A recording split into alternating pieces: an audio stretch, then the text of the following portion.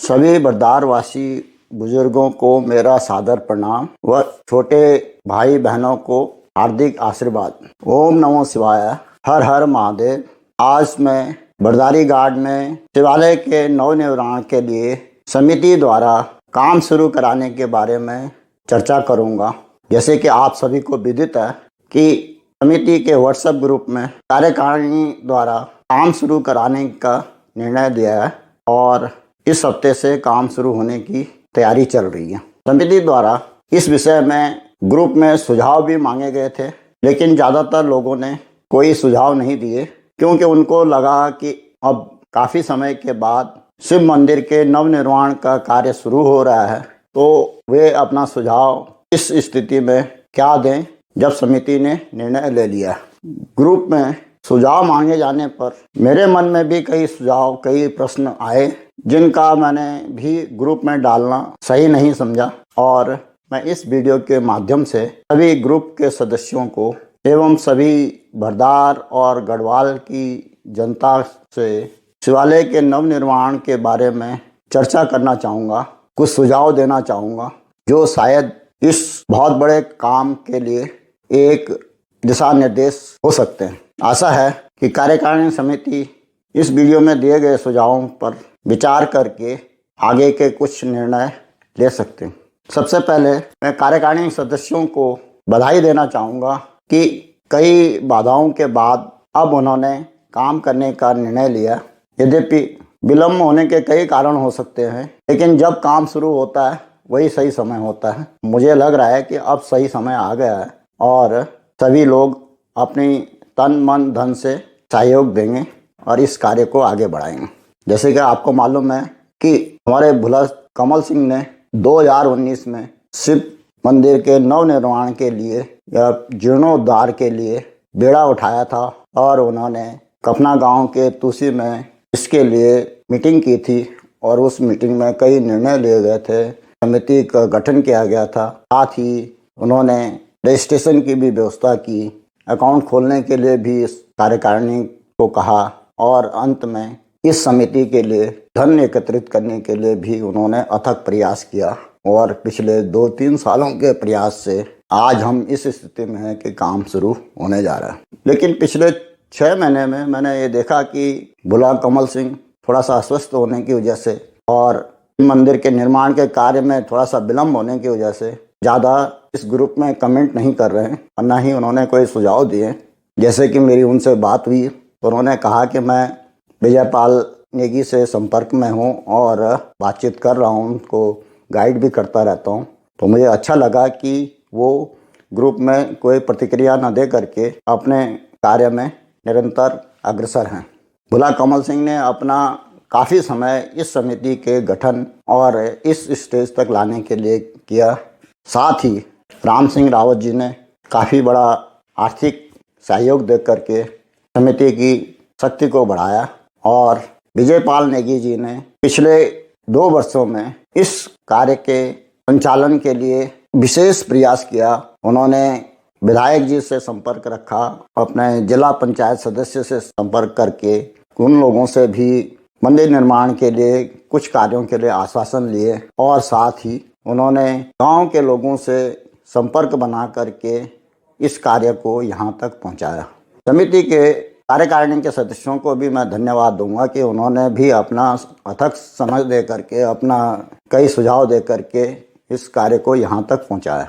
Group में कार्यकारिणी द्वारा यह सूचना दी गई कि 75,000 रुपये में श्री दिनेश बागड़ी को मंदिर के प्लेटफॉर्म बनाने का ठेका दे दिया, जिसकी लेबर कॉस्ट 75,000 होगी। मटेरियल और सामान को वहां तक पहुंचाने का काम समिति करेगी। यह कदम सराहनीय है। अब इसमें मेरे मन में कई प्रश्न उठ रहे हैं।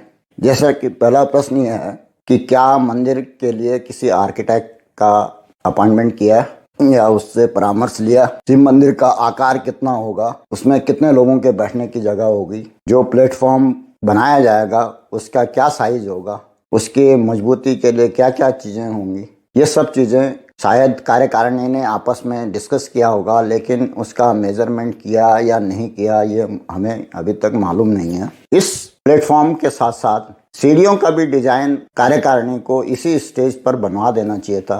इसलिए सबसे पहले किसी आर्किटेक्ट या किसी टेक्निकल आदमी से परामर्श अवश्य करना है, यह मेरा कार्यकारिणी से अनुरोध रहेगा।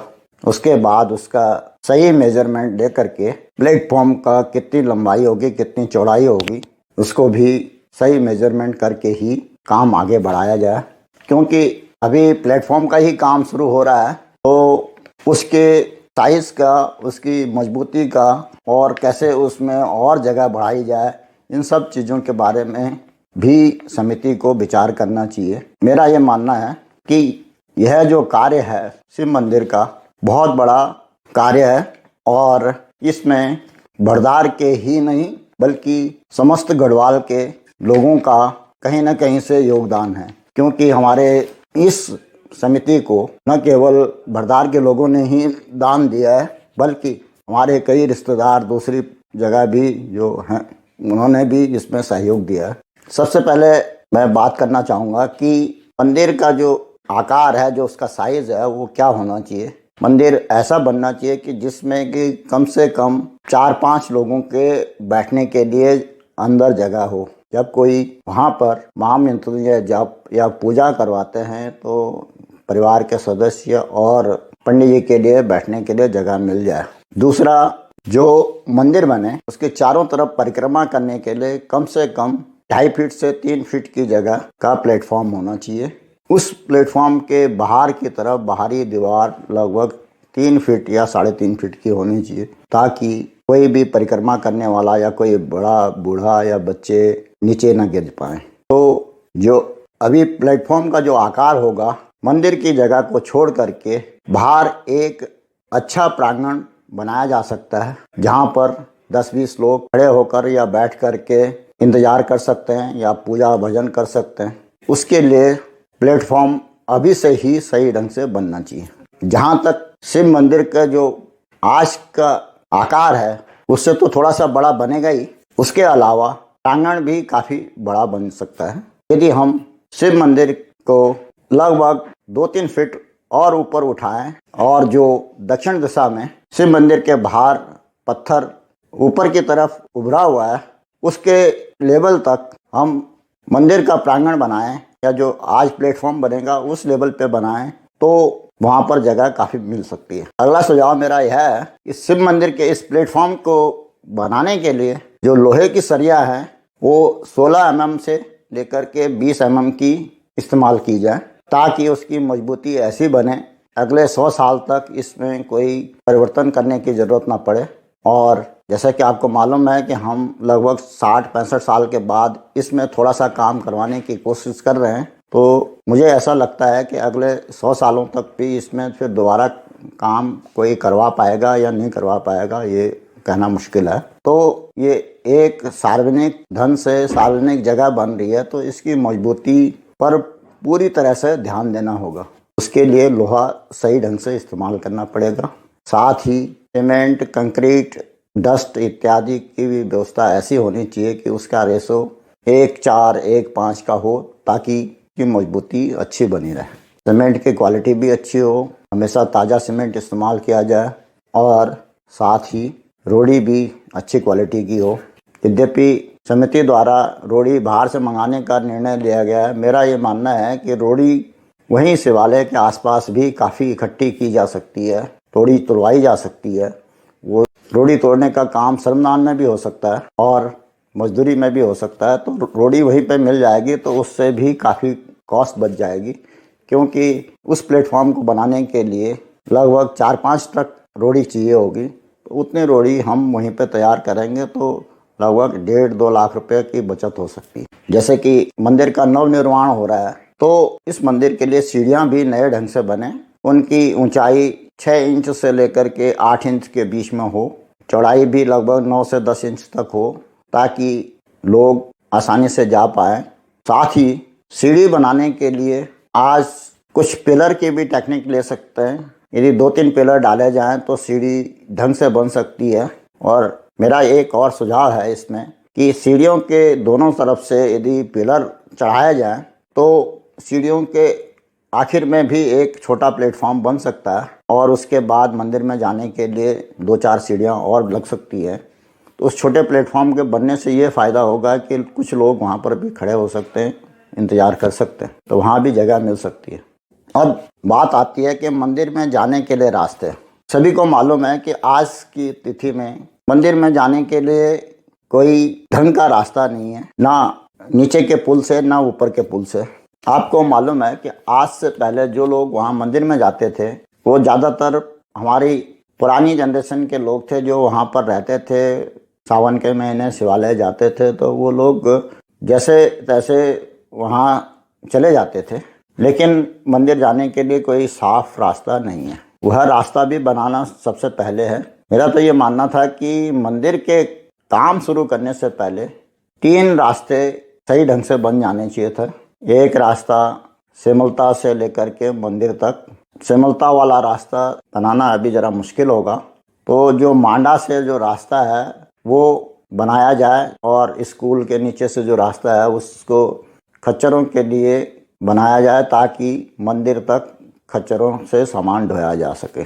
दूसरा रास्ता तुलसी की साइड से मंदिर तक बनना है जो कि नीचे के पुल की तरफ से आएगा, और तीसरा रास्ता थापली की तरफ से ऊपर के पुल से होते हुए मंदिर तक। इन तीनों रास्तों को सेमलता, कफना, सौरा, टिमली की ग्राम सभा अपने मनरेगा के कार्य के अंतर्गत या श्रमदान के अंतर्गत करवा सकते हैं। साथ ही मोटर रोड बनने से थापली की तरफ से और कफना की तरफ से जो रोड खराब हुई है या सिमलता की तरफ से भी जो रास्ता खराब हुआ है, तो उन रास्तों को ठेकेदार से ही बनवाया जा सकता है।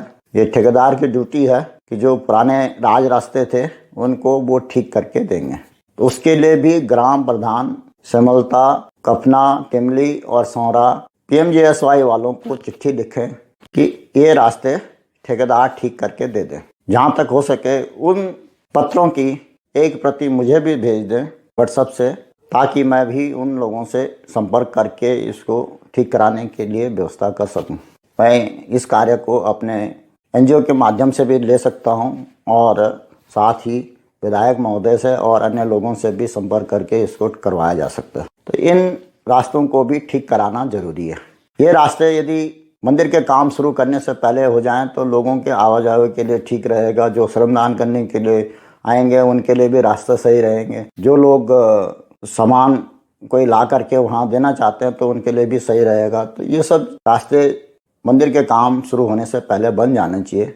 मेरे सभी प्रधानों से अनुरोध रहेगा कि ये अपने प्रपोजल भेज करके मनरेगा में इसको ठीक करवाने की व्यवस्था करें। रास्तों के बारे में मेरा एक और सुझाव है, जहाँ से मंदिर में ऊपर जाने के लिए सीढ़ियाँ हैं वहीं से गधीरे के साथ रास्ता बना करके ऊपर जो खच्चरों की सड़क है उस सड़क तक सही रंग से रास्ता या सीढ़ियाँ बना करके वहाँ तक पहुँचाया जाए। वो रास्ता यदि बन जाए तो वो हमेशा के लिए बहुत अच्छा रास्ता रहेगा। उसके लिए मैं अभी वीडियो में इंडिकेट कर दूँगा। इस वीडियो में मेरे यही सुझाव हैं और मुझे आशा है कि समिति इन सुझावों पर विचार करके कुछ न कुछ कार्रवाई अवश्य करेगी। मेरा ये चैनल रिवर्स माइग्रेशन पे है जो कि उत्तराखंड के लिए कुछ न कुछ काम करता रहेगा और नई नई खबरें आपको देता रहेगा। यदि मेरे दिए गए सुझाव आपको पसंद आए हों तो इसको लाइक करें और साथ ही अपने साथियों में फॉरवर्ड भी करें। इस चैनल को सब्सक्राइब भी करें और अपने सुझाव और कमेंट भी दें। जय हिंद, जय उत्तराखंड।